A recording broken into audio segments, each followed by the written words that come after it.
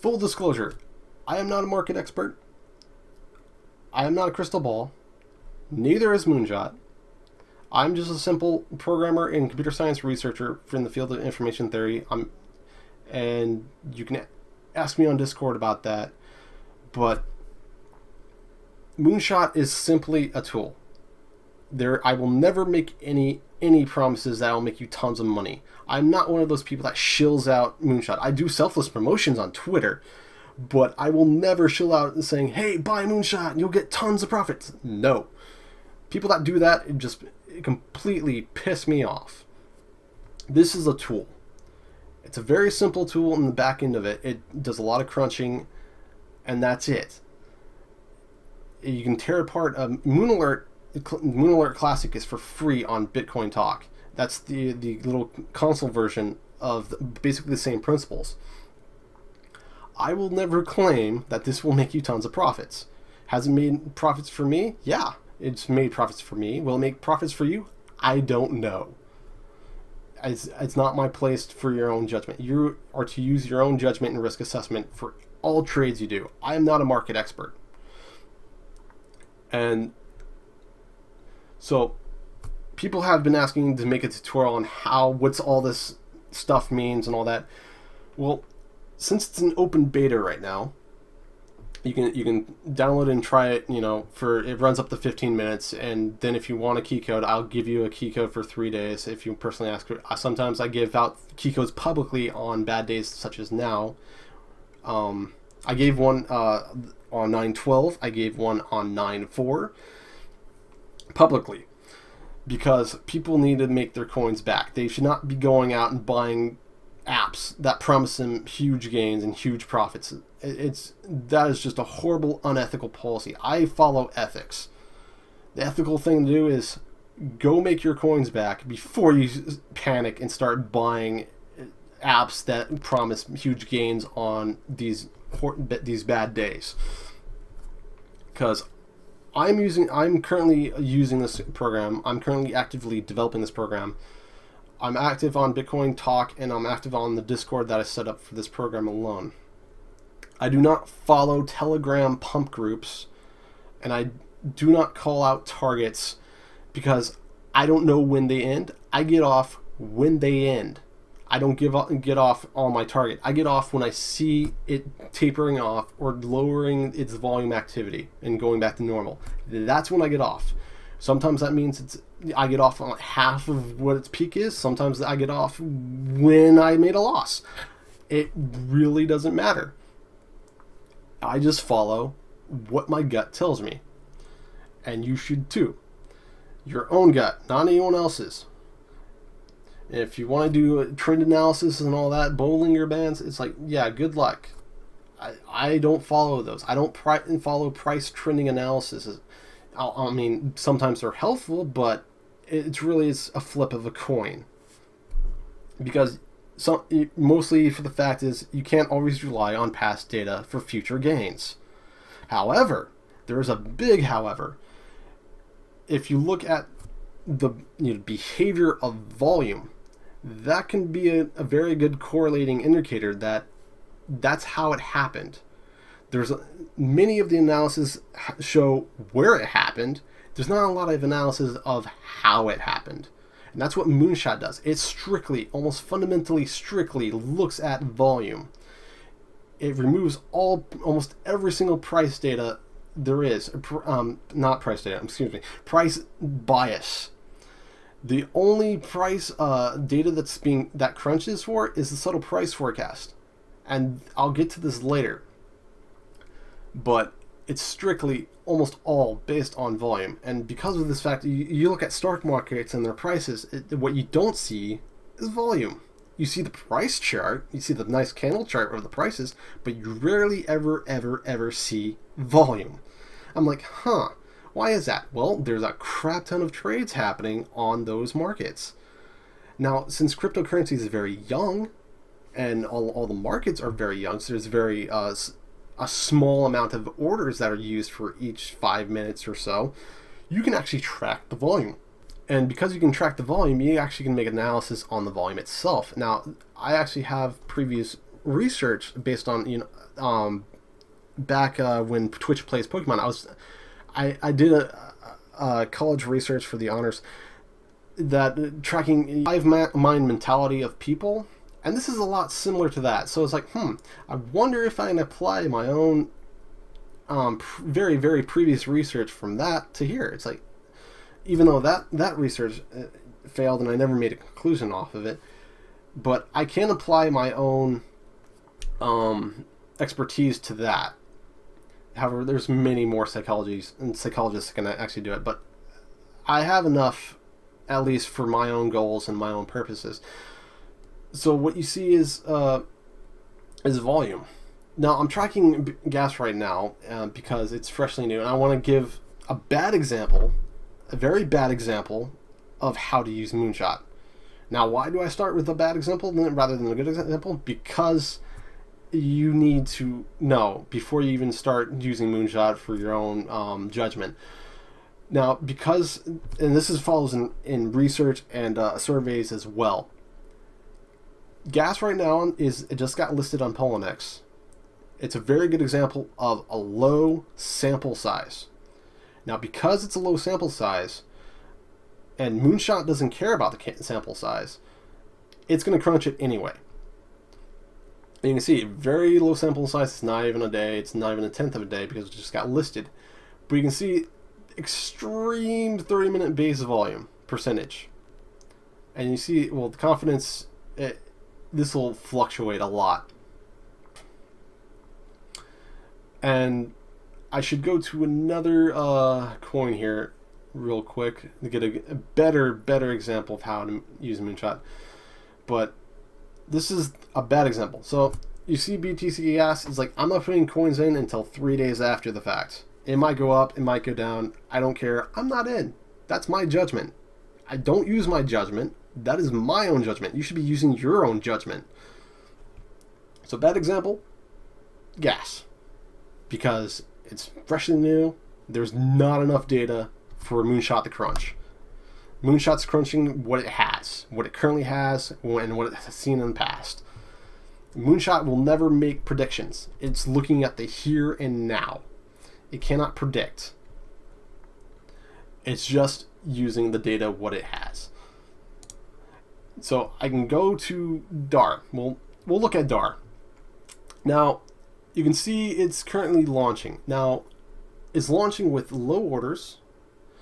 It hasn't been launching for long, but it's trying to capture the launch line. And you can see, yeah, that's a pretty nice one, Moonshot. It actually captured at the tip of the last peak. And this is a slight strategy. Don't use your own strategies for one. This is my strategy. If I already see it Moonshot for today, it's like the risk is way too high, and I'm not in. Even though it could go even higher, I am not in on this coin. I used to be in on this coin when it was way back here, and I got out and I sold at a loss because that is my mistake. But I couldn't predict the future. I didn't know it was going to happen. It's going to spike up right there. So, my bad. But that is my own judgment. I got off on a loss, but because I couldn't see where it was going next. Now, it currently is saying it's launching, 1 minute 54 seconds. It's going up, but you can see it's not going up enough. This is its little cap right here. So when it hits 24, this is currently at 4 base volume. The V in the little mouse tooltip is the actual base volume. It's not the quote volume, it's base volume. But you can see that it's sort of trickling linear, well, not linear, but logarithmically up. So it has, full fuel. Has good. It's starting to get a lot of orders. It has a good fuel capacity for its comparative, and that's the begin line. But given my own judgment, because it already moonshotted to the peak, I'm not in. If I was gonna go back in, I'd be throwing a third of what I've usually used on a trade, because the risk is a little too high for me. All right, let's talk about the subtle price forecast. This is the only feature to use exclusively price data. This is only meant for HODL, hang on for dear life strategies. It's not meant for the here and now. It is the tracking of doing a very classical statistics of if you look up the terminology of the interquartile range of and a compound depreciation over time. And it's a very basic math. So it's taking the 50% of the data that in the median range. Is it the median range? Yeah, it is the median range. The median range of all the prices in the past 20 days. It's taking the 50% full section right smack in the middle, and that's what you get this value from. Now, I wish I had the other tweet. The Moon Alert does a better job of this. I wish I need to include the code for it, but this is not always reliable. It's more as reliable, just slightly more than a coin flip, because this is strictly based on the current exchange and the current coin. So Poloniex might have it higher, and Bittrex might have it lower.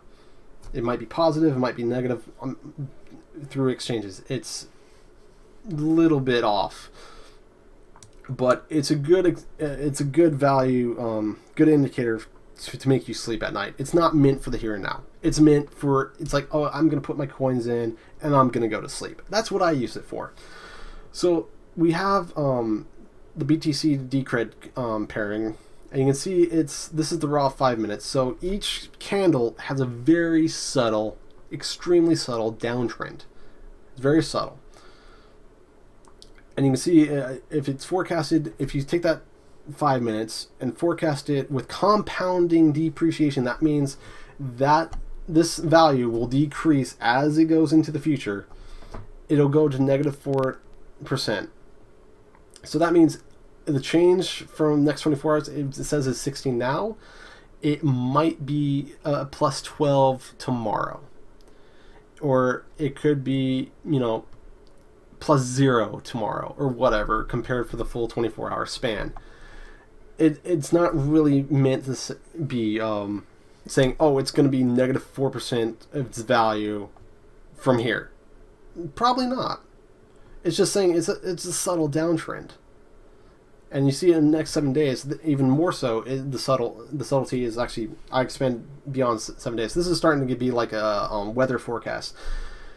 It's like, but this is much more extreme. It's trying to predict, and I said Moonshot doesn't predict, but this is the only thing that does.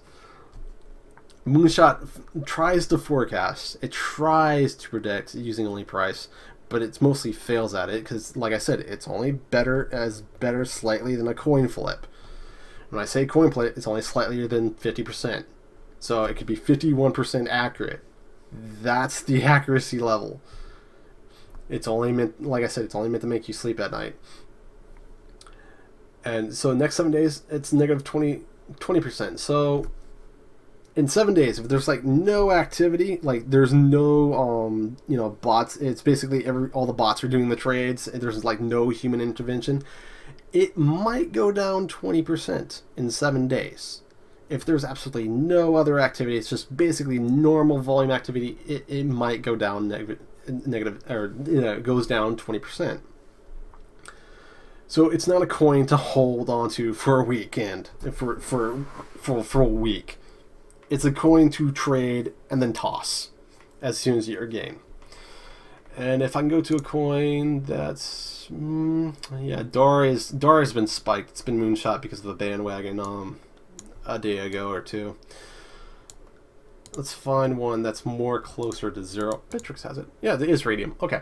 So you can see, Poloniex had it at positive 0. This one has it at negative near 0. They're both near 0. That means it doesn't change much. You could throw, but it's a slight downward trend, but it's a safe slight downward trend. You can throw coins in it, and you can sleep at night. You might only lose maybe 1 to 2% overnight, at the worst. It might spike up, it might go down, but it's safe to put coins in when it's fully 0%, and it has not. And this is very, very important. If it has not moonshot in the past week or so, and the subtle price forecast is basically near zero, it's okay. You can have coins in it, and it'll be fine. Because it's not going to go anywhere. Unless there's an absolute massive volume change to it. So these little zeros are fine, for the most part. And then if we go to something extreme, I can go back to gas, and I can't calculate that far because, oh god. Yeah, so this gas broke that subtle forecast. The calculation, I didn't know what the hell to do with it. So you can see the subtle 5-minute percentage is negative 1.6%. That is massive, and that's because there's a small sample size. And you can see next 24 hours, it doesn't know how to handle it. It's like, it's going to go negative 4%. But this is compounding depreciation. So it's actually trying to do its best. Very, very best of where it's going to end up. And it says in the next 7 days, it's not going to go anywhere. So you would put your coins in a week after the fact. Because in the next 24 hours, it might go another negative 4%. But again, small sample size. You can't rely on that. This is actually, at this point, I can confidently say that this is no better than a coin flip because of the small sample size. You could flip a coin, and this is 50% correct accuracy, which is basically a coin flip. I can confidently say that right now because of the small sample size. And if we go to, yeah, SIB's another zero. You can toss in coins and it'll be fine. Let's go to a popular one, popular strong one. There's, yeah, OMG. This has a downward trend because it's mostly due to the 9-4, the September 4th dip. And Moonshot picked that up. It's like, yeah, we're dipping and we're continuously dipping, and the subtle change to each candle is negative. And if I go to Bittrex, I'm hoping Bittrex also has it negative. It might be positive. All right, I'm back. So apparently the OMG pair is not currently listed for Moonshot for Bittrex. Because that's probably it's probably because it's lower than the threshold of it being alerted. That means it's at normal volume activity for the today. Alright, so let's talk about the current fueling in Moonshot, because a lot of people ask me on Twitter, what the hell is that? What is fuel? What is fuel capacity? And this used to be very dry jargon. You can see it on basically the, I think build 1 or build 2 103 snapshot that's currently on Bitcoin Talk forums.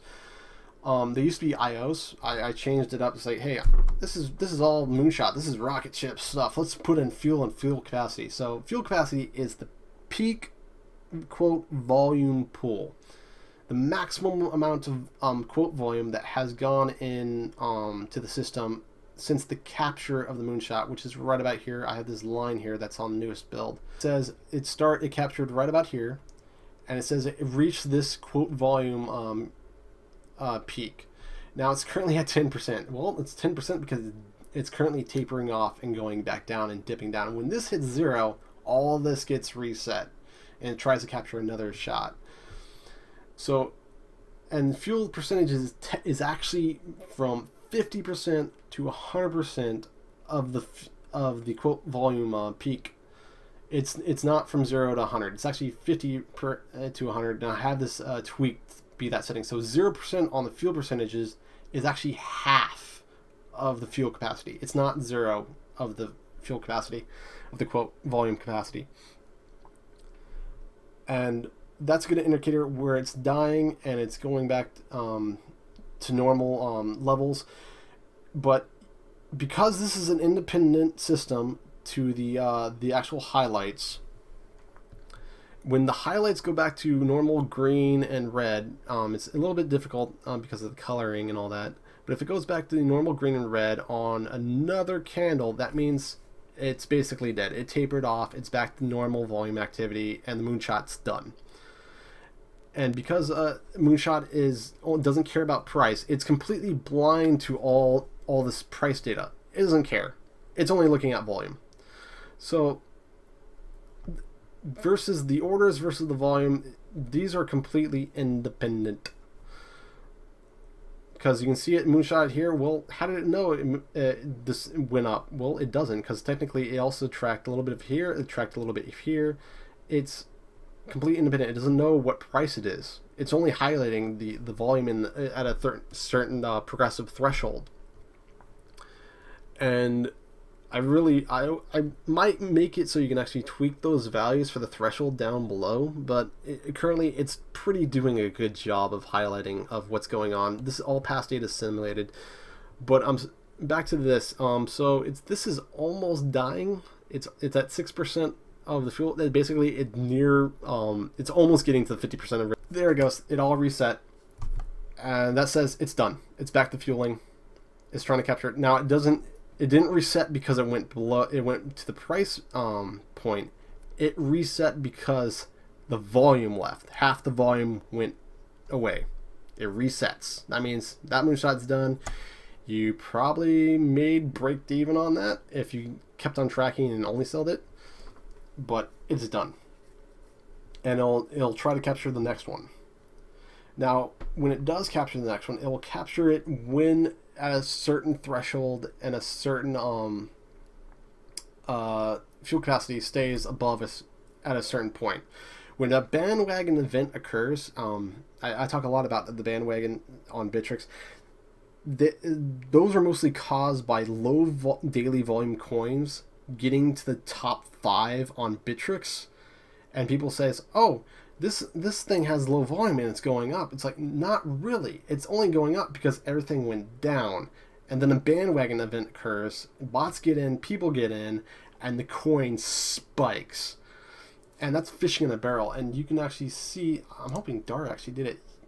Dara might have actually did it. Yeah, Dara probably did it. So you have this very subtle bandwagon. It went normal activity here, and then a bandwagon event occurred. Now keep in mind, these are logs scaled on the bottom. And a bandwagon event occurred right here. From 98 orders to 235, and it spiked. Even though it already spiked several hours ago. But it's back on the top listing. As soon as it goes to the top list, people jump on it. But the fuel is 50%. That means it's 75% of the peak volume. But for the sake of the fudge factor and tweak factor, it's at 50 before it tapers.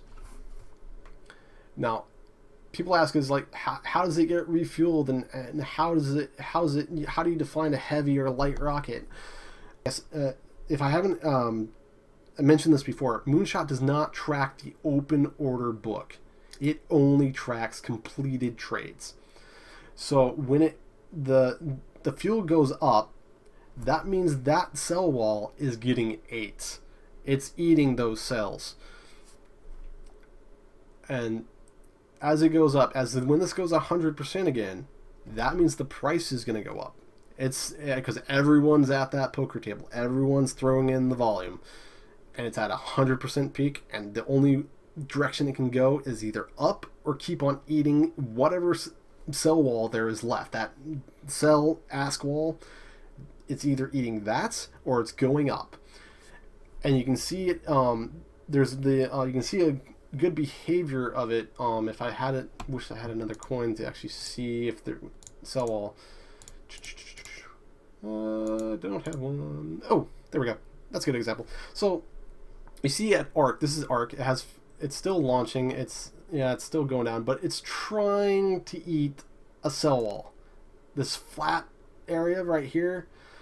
I wish I had a better example. Did I track that flatness? Ooh, bad data. Wow. This, like I said, this is Bittrex's fault. They didn't send me data for this time span, or it killed the coin. I'm not sure what happened here. Moonshot recovers from this. Don't worry. Here it is, right here. This is a good example of it trying to eat a sell wall, but you can see it went down. But you see these little flat parts. That means it's eating a sell wall, but it's still getting refueled. So when it eats a wall, it's getting refueled. When it's losing fuel, that means people are selling, or just sell, and the fuel just decreases, and you'll see a downward trend. And oh my god, look at Dargo. I really wish I had a coin on him. But yeah, this just got refueled. It's at 75% fuel, and the orders, yeah, that's good orders. 100. So, and back to the dimension of what constitutes a heavy rocket, what constitutes a light rocket. DAR right now is about a medium rocket, kind of, because it has a high fuel capacity on these guys. That's a lot of Bitcoin values on the volumes. There's 20 there, 4 here, 8 there. And there's some orders. I mean, there's a decent amount of orders. There's a decent amount of fuel. It has a good tendency to go up. And when I say light rockets, these are the rockets that are very, very unstable.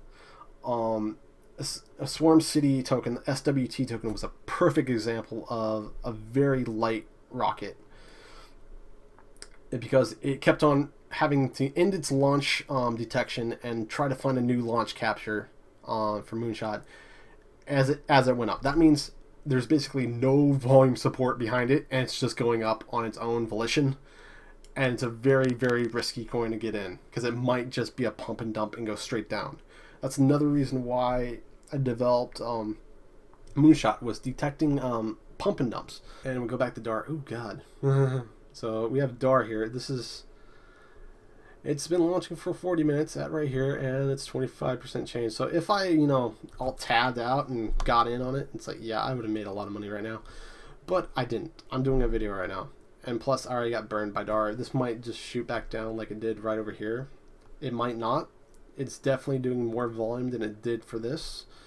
There's plenty of fuel on it. There's plenty of orders, and it's becoming a heavy rocket.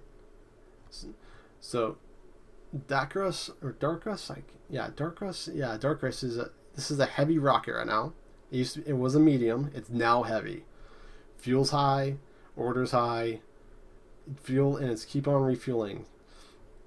So, but it's a little late to the game for me to throw coins on it and try to ride it. It might shoot up to go up to 100 or 200%, but it's doing its thing right now. It's too much risk for me. So good luck to you guys if you guys got on this ride. You can see the timestamp in my tooltip for it, and it's still launching. Oh my god. Yeah, tempting, but my judgment says nah. I'll sit out this. You guys can enjoy that ride.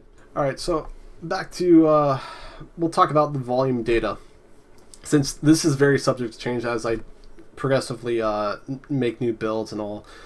This is the most driest area that there can possibly be. So 30 minute is the base of volume. This is not by volume. This is base volume. 30 minutes base volume percentage of the past of the data size. When this is a little bit higher than near 0.8%, that means there's a lot of movement. And you can see that for Darkest, that's at 10%. That's a massive volume, and this is full on to all 20 days. So this is all momentum of today, has happened today. And you go to LMC, which its momentum, its 30-minute base volume percentage for the past 30 minutes is low. And it's below the it's not below the alert listing, because you can scroll all the way down here, go to Factum, and this is only listed before it's eventually going to get removed, because I don't have it on favorites, and it's going to be delisted for Moonshot dynamically. It'll go away. It'll be unlisted, so you don't have to see it anymore, because there's not going to be any activity as the day goes on, as you keep on running the program. When it comes back online, above 0.1% is what I currently have it set at, it'll be relisted as a button for you to see it. But right now it's on the bottom of the list. It's going to be probably delisted. So that's what this the 30-minute base volume. Now the confidence is a little bit of a tweaked fudge number. The confidence is what's the current candle percentile for the volume, averaged with the percentile of the past data size for the 5 minutes. So that's the current 24-hour 5-minute candle percentile of the past 24 hours averaged with the past about 20 days. That's where the confidence level comes through. So if the confidence is really high, like 97%, you bet your money that it's basically it's a very unique event happening right now, which it is. This is a very unique event for Darkus. Now, if we go to something mundane, well, it's not mundane. That's still high. Let's go to OMG. Yeah, there we go. So 74%. That's not very, it's a little bit boring because there's nothing really happening. It's normal volume. It's activity. It's below the threshold for the highlighting system, for the highlighting crunch. And it's still fueling for the past 150 minutes. So that's what confidence means. And the size is the bulk download size for all the data. I try to keep Bittrex and Poloniex same data size. They're both 20 days. Because Bittrex only sends 20 days. I can set Poloniex to grab more, but I don't really want to, so that makes it so I can do some cross and market merging later on. This will be added later builds. You can merge the markets, so they'll have the same data, the same everything. You can actually see if it's being arbitraged or whatever. So that's it for the volume data. The driest part of it, this is from the original Moon Alert Classic. At least much of it is. Some of it's been a little bit tweaked, but that's for volume data. All right, let's talk about the lovely chart here. Now, if you maximize this window, I'm not going to do it now, but currently it is a static rendered chart. Everything's statically rendered, so it's not scalable right now because I didn't anticipate it being scaled to higher window sizes, because I currently have multiple monitors going and I don't keep this I don't keep it maximized. It's actually on a different monitor and tabbed. But the chart is statically rendered. It's not a special chart. I actually had to program all of this by myself. I actually had to do all the math for the normalization and denormalization of the 2D, screen. Fun times rendering. So the chart is only highlighted by the volume activity. It's not highlighted by price, even though it's red and green and then cyan, pink. When it's cyan and pink, it's actually being highlighted by this. The highlighting system, and this is a visual representation of the threshold highlighting system. That's the main what's using up all your CPU power right now. Is it's trying to calculate where all the base volume percentages and percentiles and all that. And this system, the highlighting system, has actually been optimized just a little bit for the purposes of it being rendered. But the majority of it, of the back end of this, is the majority of the CPU load. And then it has to be that data is retaken, it's revamped and reused for human visual, so you can actually see it being highlighted for the past 24 hours. And all this is using it's using the past data. It's not looking into the future. It's the highlights here, over here are not using any data from over here. It's all using from past data. Now, people have asked or have question is like, why is it highlighting stuff on the downtrend as well as the uptrend? Well, because Moonshot doesn't look at price. It doesn't care about price. And if I haven't explained it earlier, the subtle price forecast is the only independent system that's based on price, and it's only based on behavior. The rest of the stuff is also independent, but it's mostly based on volumes, or it's based on orders. It's not based on price. It could care less about the price, RSIs and Bollinger Bands and all that. It doesn't use that. It uses volume. So it's highlighting the downward trend here and then the upward trend here, then this nice wedge. And you can see this. I can actually go back to the poster child of this right now. I wish I had the golden coin. That was it was the quick tutorial screenshot that I've been passing out. But you can see here, if the first alert would have happened right about here, and would have gotten on, and then it would have died off right here. So right from here to here is where it happened. And then you can see right here, it actually happened there's the green one there. So it happened right here. There's a light small moonshot here. It happened right here. They started highlighting it, and it kept on highlighting it because, well, it stopped highlighting here because it went below the threshold, and then it started up again. So it's not perfect, and it's not meant to be. So that's how it highlights. It highlights by volume. It doesn't highlight by price. And the cyans are the upwards. It's the open is lower than the close. So this is actually green, so to speak, and these are reds, just like normal.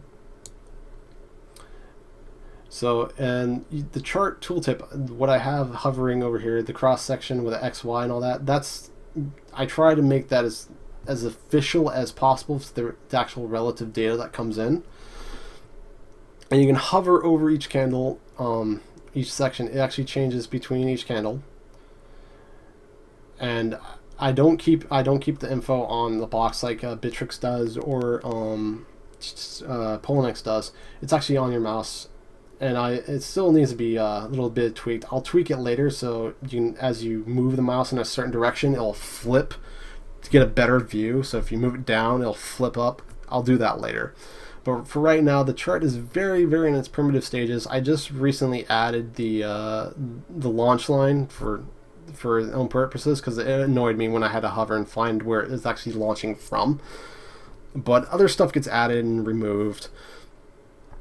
And so that's it for the chart. For a simple summary, these are log scaled. They are highlighted by the quote volume. They are the height of them are the base volume. They are highlighted by the quote volume percentage of the completed trades, because you can't really use base volume completed trades for the highlighting because it's very dynamic. The price could have gone up and the base volume might have been different. So it's highlighted by quote volume. But the height is based on base volume, and they're logarithmically scaled for people to actually see it better visually. Because if it's linear scaled, it's not really easy to see it visually, and it annoys me on Bittrex when they do it linear scaled and you zoom out and you see these tiny things and you can't see them anymore. You can't measure. Well, I have these logarithmic scaled, and like I said, they are all this is highlighted by volume. They're highlighted by when the volume goes to a certain threshold, either up or down, good or bad, doesn't matter. It doesn't care about price. So that's it for the main chart. All right, so let's talk about the left side of here. These are buttons. Every single one you can click on, it goes to the current market. It has their little icon here, the images. Some of them don't because I haven't, it doesn't load up. It actually loads them from a library that I pull from CoinMarketCap to display on the program. So each one of these, you have a little icon from what exchanges they are. These are Poloniex. This is Bittrex. And these, what people question most about is, what are these? What are these little guys? Well, these are linear scaled base volume 5-minute candles. There's 6 of them. That means it's 30 minutes past 30 minutes. The front one's up here. The past is here, and they're highlighted and colored by their price strength, so to speak. So the more green there is, the higher it is. So if we go to OMC and you see this back candle, it's this one right here. It's went up pretty high, and they're linear scaled. If I haven't mentioned before, these are logarithmic scaled down here. These are linear scaled. So, and they're mainly for looking, scanning, what's up, what is down. So we go PTOI. This one had a slight spike. It doesn't really. It's all gray, mundane, so it didn't really change. And then we go to something like Doge, which is ping pong effect going. Not really interesting, but eventually you might find something that piques your interest, like this one. So this one had a spike right here, but we had one down there and went back to basically doing nothing. So they are mainly just for human searching. We go to BTC and you see it, there's a spike there and there's a spike there. They're just meant to see if you want to scroll all the way down and look for little spikes. That's it. That's all its purpose is. And they are colored based on, like I said, on price. And their height is based on the base volume, linear scaled. And I have other tabs. There's favorites. These are I was using these to keep track of because either I have coins on them or I need to watch them. But some of them are just boring, like Aurora coin. Yeah, this one was a very interesting coin. I think a day or two ago. I still have it in my favorites, but it has like no activity right now. It's 24-hour volume is nothing. It spreads nothing. Its subtle forecast, if I haven't explained that already, is nothing. It's going nowhere unless someone fluffs it, someone spikes it, or a pump group comes in and does weird stuff, or if Bittrex bandwagons it. So yeah, but favorites buttons, as long as you keep favorites open, it'll flash when it updates eventually. Come on, there it goes. So that flashed on the buy. These are all animated by coloring highlights. Merge markets has not been implemented yet. This is meant for cross-exchange pollination, terminology, when you have multiple markets. So basically, if you want to merge BTC and ETH pairs between markets, it'll make one chart and do all of it at once. But that's for another day and another implementation that I got to do. Today is making the video tutorial because everyone keeps on asking, make a tutorial, so I am. So that's it for these buttons. Alright, so let's talk about the other stuff. Well, I'm not going to open up the About because it actually has a very development key code that no one needs to see. I could black that out, but no. All the info is in the About. It might take a while to load up because it's doing some little behind-the-scenes authorization for the key code. Even if it's invalid key code, even for live key code, it'll just bring up, so it's debug info for you to send to me if you have problems. That's all in the About page. The Discord channel's there, the Bitcoin Talk forum is there, everything's there for you to communicate with me and others. This menu is not currently implemented. This is on a very low priority. The other thing is this bar here. This is mostly for Bittrex because Bittrex always has a weird sync problem. It's very difficult to keep things synced with Bittrex. It's done its best as it can.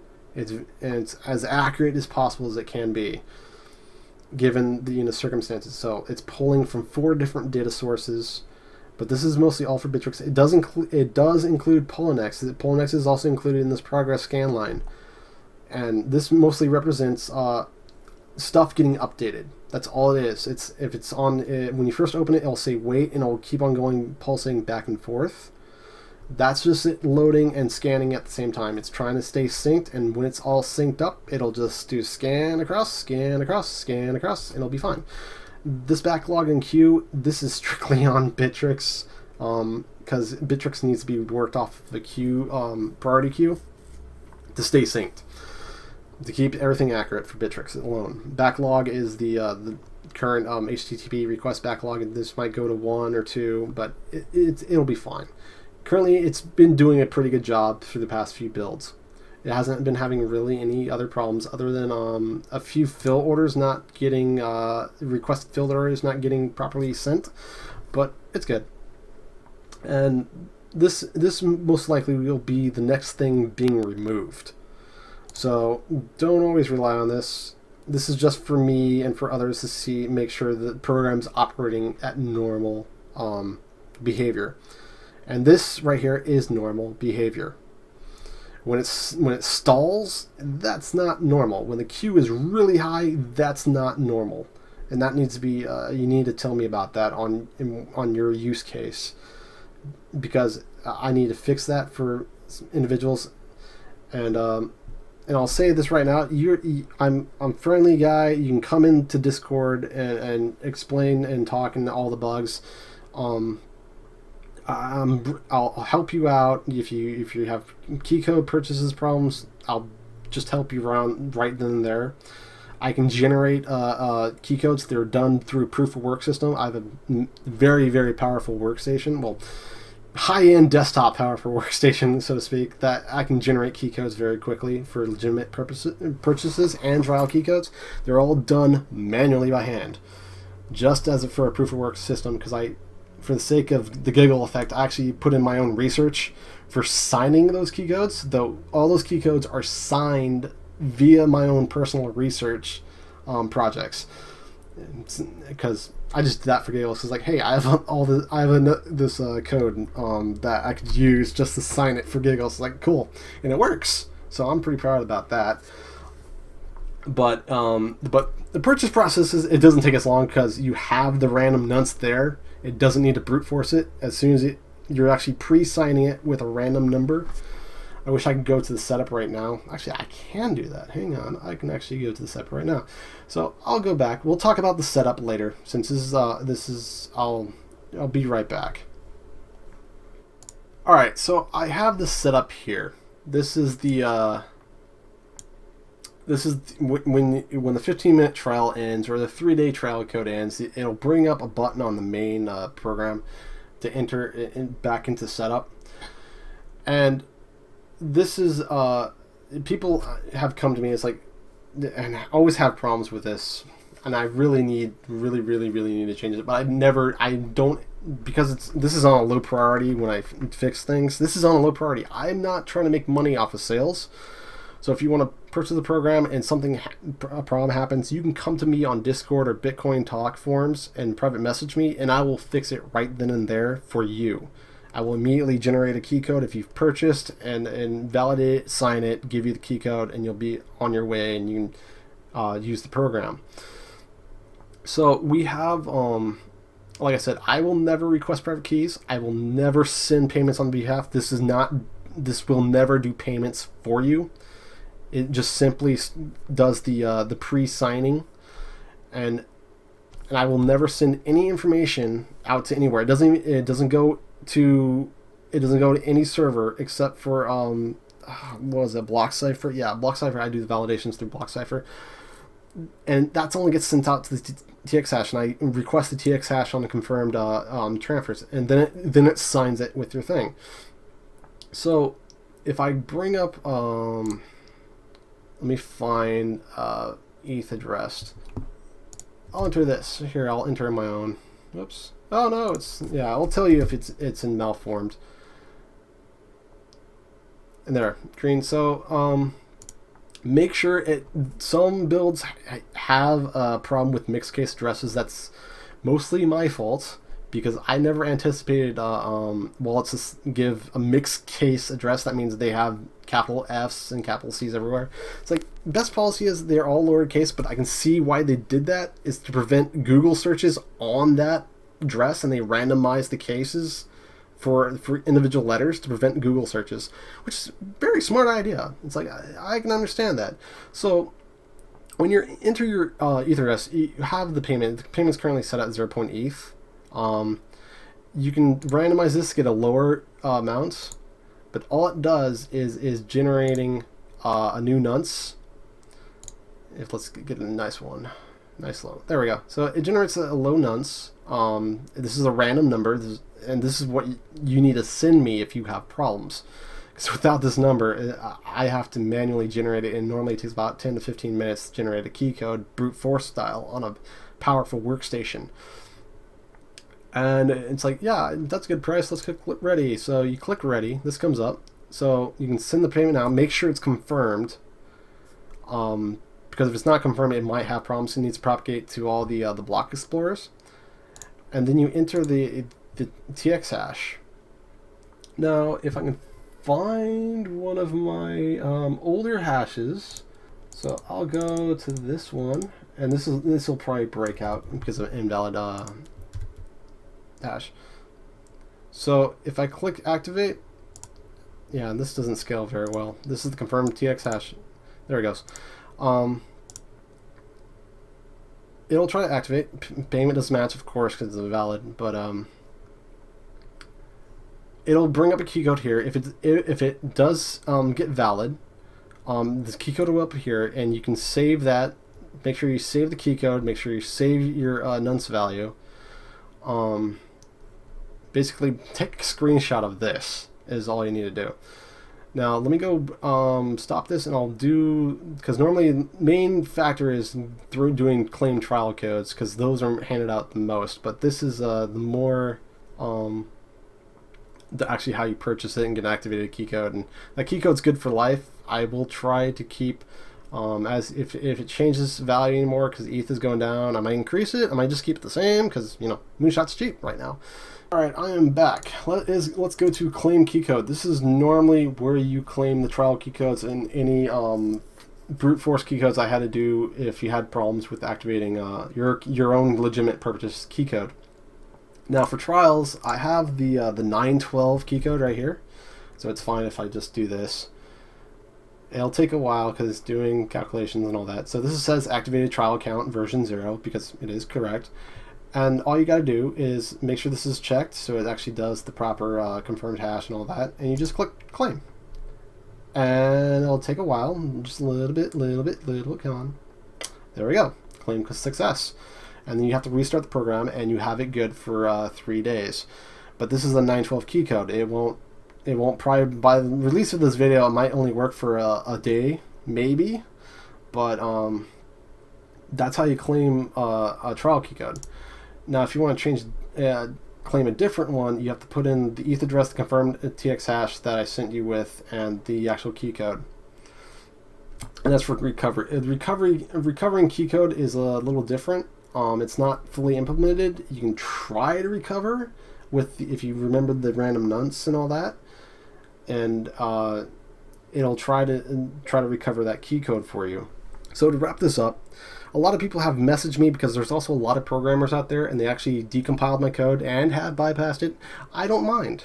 I don't mind people decompiling code and implementing for their own purpose use and bypassing the payment system. I don't really mind that because the amount of effort to do that is about the same amount of effort for you to purchase it. I don't really care as much. But you can get a legitimate key code if you do. I mean, I actually encourage it. If you are a programmer and you just decompile this and crack it and bypass all the payment system, props to you. That takes effort, and effort should be rewarded. It shouldn't be, looked down upon for finding holes in software programs and all that, unless it's very malicious and it does harm to people. This is just a tool. There's no harm done. There's no harm, no foul. I mean, I'm out of the little bit of trickle income, but I don't mind. It's just a tool, and I really hate digital rights management and stuff that's locking down software. It's just a bad ethical practice, in my personal view, because with DRM you could be possibly locked out of the software that you bought and paid for. I don't do that. You bought and paid for this. The key code will last as long as for the current version and hopefully future versions to come. So if I ever go away and I stop developing this, it's like your key code still works for as long as the API is still valid. It's that simple. I don't lock down people. It's your bought and paid for experience. So you can use the software, like I said. So if you're a programmer and you know a Java and how to disassemble programs and look at the code, you can easily bypass it. It literally takes an hour, which is about $25 worth of payment. So the same effort. I don't mind. A lot of the code is spaghetti code. Am I looking for developers? Not really. Currently, this is all programmed by myself. If it does become really, really big, maybe. But for right now, I have no way of paying people because I'm just a little independent programmer and researcher for information theory, which is currently how I sign all those key codes. But as to wrap this up, if you crack this program, don't mind. If you bypass the system, don't mind. It's and your key code, you can do whatever you like with it. If it goes public, I'll have to ban it, because then I won't get any income, because people will be looking for a cracked key code. So, and if you brute force it and find a way to generate key codes and send them out freely, it's like, yeah, at that point, it's like, first of all, why are you doing that? And second of all, so what? It'll be a little bit puzzling day when people start, brute forcing their own key codes every 15 minutes or so, and up to 5 to 15 minutes on a high-end desktop, because that's how long it takes to brute force a key code, at least for me, on this beast of a workstation. But I don't mind if you go in, disassemble the code. It's all spaghetti right now. I take the policy of making spaghetti and then cleaning it up. I do, and eventually turns in the formal methods as a refactor out, and stuff gets optimized. And there's currently a lot of bugs because this is an unstable open beta. I haven't released a stable version since the build 2.103, I think it was. So yeah, so final thoughts. If you are a programmer, you open this up and bypass it, good to you. You've taken the same amount of effort as you would have had to pay it. That's your time, your money, whatever. If I see public key codes, or a public fully signed activated key codes go out into the public listed, it's like, yeah, I gotta ban those. Because this trickle income is nice, although I make more on trades than I do for sales at this moment. For the past 2 weeks, it actually has been on par, because it's been a horrible past 2 weeks for crypto coins. But yeah, that's my final thoughts, and that's the tutorial. Have a nice day.